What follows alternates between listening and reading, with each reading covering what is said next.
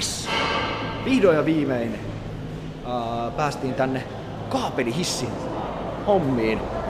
Oli perjantaihin asti suljettu. Nyt siis on sunnuntai, me kerettiin tänne. Eilen oli karnevaalit ja kaikki, niin ei tässä yksi ihminen kerkiä. Mutta joo, nyt tosiaan mennään.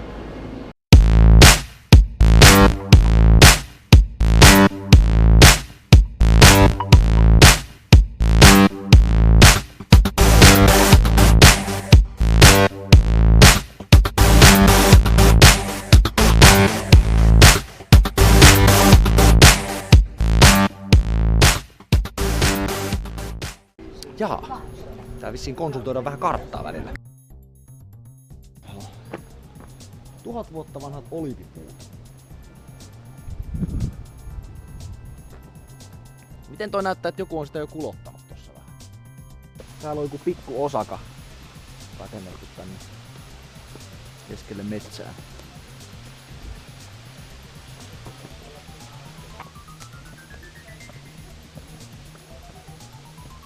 Kohtuullisen iso puu tuossa. Yes. Sekoja.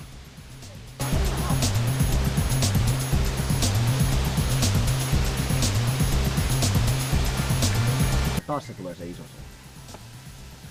Toinen iso. Mä rauhoitun. Rauhoittumisen kautta. Ja kalat. Ja kuollut puutarhuri.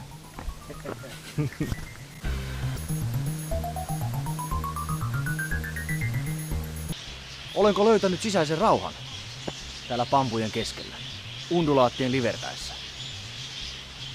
Vai olenko en? Auttoivatko karpit saavuttamaan sisäisen mielenrauhan? Ja ennen kaikkea, miksi joku helvetissä on rakentanut tällaisen mini-osakan tänne Madeiran vuorille? Luultavasti kysymys, johon me emme koskaan saa vastata.